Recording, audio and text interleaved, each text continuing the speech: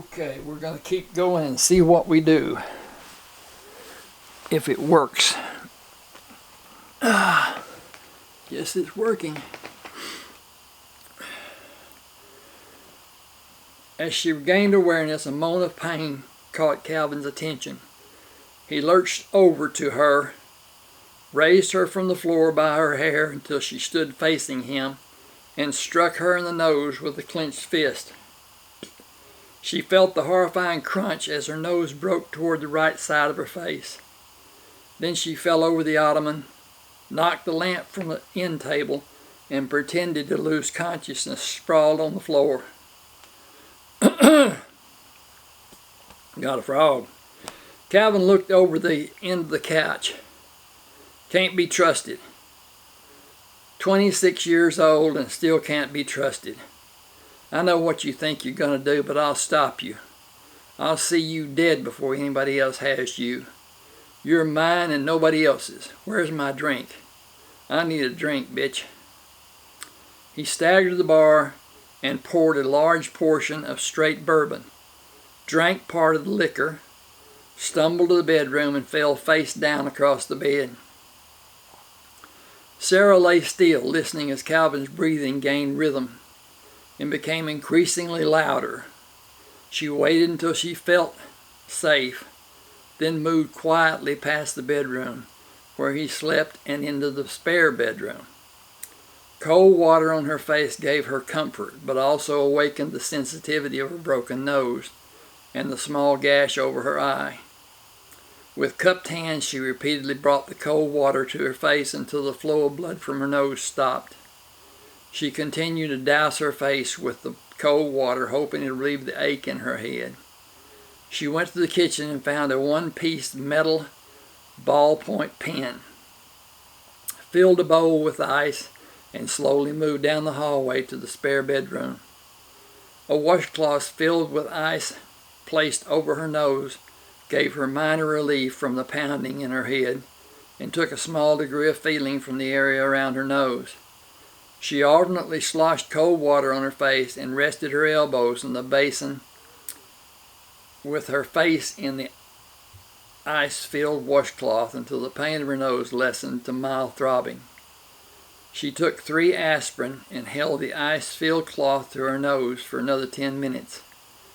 With determination, the ballpoint pen in the right nostril of her nose, and in one, gotta change this, yeah, that's great. I need that, man. Okay. One push effectively moved her nose to its original position. She clenched her teeth to stifle a scream. Fresh blood flowed from her nose and tears from her eyes. She bent over the basin with her ice-filled washcloth held up to her nose again. After a few minutes, she stood and leaned her head back with a towel draped over her nose and across her face, leaving only her bleeding nose exposed to the icy washcloth. She could hold her head back only a short time before the pain became unbearable. The flow of blood lessened to a degree, and she was able to wet another towel without more blood falling on the bathroom floor. She moved to the second bedroom to lie on the bed. With the towel and ice-filled washcloth still in place, she relaxed her body until the supply of ice melted and feeling returned to her nose. Careful not to make a loud noise, she returned to the kitchen, filled a small pan with ice, and slowly returned to the spare bedroom. She lay still until the ice melted and her nose regained feeling. The bleeding subsided, giving her freedom to clean the blood from the wash basin and the bathroom floor. Lying on the bed in the spare room, she employed the towel and ice-filled washcloth again, then drifted off to sleep until waking with a start. Satisfied when she heard no sign of Calvin coming for her, she set the washcloth and towel aside and slept erratically until dawn. Calvin courted Sarah for a year before they were married in May of 1938, when he was 22 years old and she was 20. Sarah was young, athletic and beautiful, 5 foot and 9 inches tall, with long blonde hair and blue eyes. She was in the track team in high school, specializing in the 100-yard dash and the 220-yard dash. He asked her to go with him to the senior prom. He was not a very handsome man and acted jealous, besides seeming to be extremely insecure from the moment she met him. Her sister Carol questioned why she accepted his invitation when it was more than a month before the event and several others would ask her to go before the time of the prom. Sarah felt he was misunderstood, and with a loving partner he would improve. Carol questioned if she was only rising to a challenge, and continued questioning as the courtship became more chaotic and less manageable. Even then, he was unable to control himself and exhibited his jealousy and low self-esteem regularly. After they were married, she hoped he would mature and lose his mistrust and mental complexes and become secure in their relationship. She felt that her loving support of him would bolster his level of self-esteem, and he would become supportive of her and himself. Instead, he became worse. After the miscarriage, he became even more moody and reclusive and began drinking beer, ultimately graduating to straight bourbon. The drink affected his escape from the inner pain and whatever truly drove it. Less and less as time progressed. Calvin became more and more frustrated, more sullen, and more abusive. He directed his anger and frustration at her, becoming more and more violent with each incident. Despite his abuse, Sarah held fond memories of dancing with Calvin on a number of their dates before their marriage, and hoped the evening of dinner and dancing would revive their relationship. But like so many other times, something triggered his darker mood and eventually brought more violence. Her first broken nose happened when he hit her flush in the face with the bottom of a plate. He came home early one afternoon when he was given notice of a reduction of workforce. He spent 3 hours drinking at his friend's house and was already brooding when he came in. He went straight to their bar and poured a large drink. Sullen and mumbling, he sat in the living room and drank the entire bottle.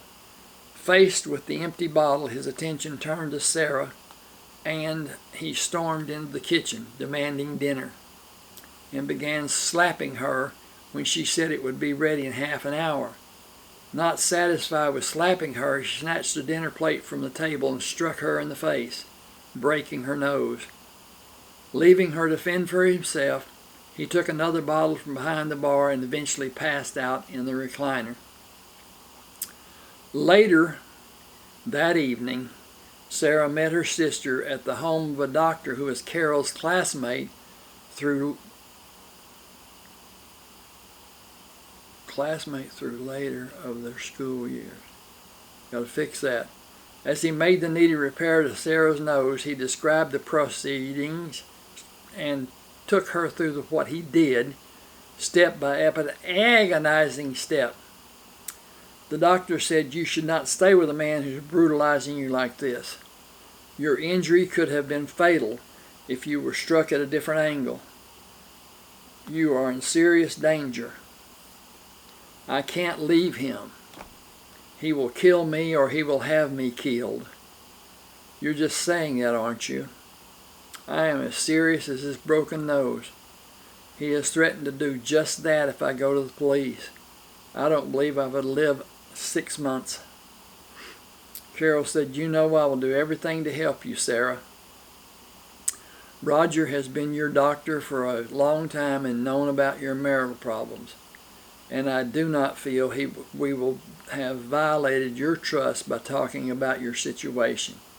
He told me about a concoction to lessen the deleterious effect of Calvin's drinking. I had Roger write it out for me as a prescription. I will help you by having it filled and give it to you on one condition. You must never tell how you got it. Roger said, "It must be used with caution, Sarah. Excessive dosage would be detrimental to his health over an extended period. Short term would have little effect, if any." Carol said, "I plan to tell her about it and see what her reaction would be before I let her have it, Roger. I really think she should hire her own hitman and rid herself of all her problems." Sarah looked shocked. "I could never do that. My conscience would not allow it, and I would never risk being put in jail. He will eventually stop. Then we will be happy again." Roger said, "Statistics point the other way. Once spousal abuse begins, it usually escalates instead of subsiding. In nearly 97% of documented cases, it continued until the wife made a marital change. It will only become worse. Statistics show that you will sustain another major injury or be killed. I am required by law to report any abuse such as you have sustained."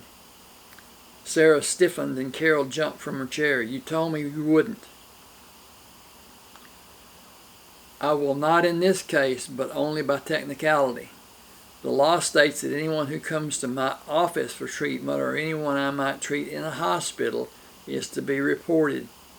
Since you came to my home and since you are my friend, I will remain silent this time, but I will not see you in my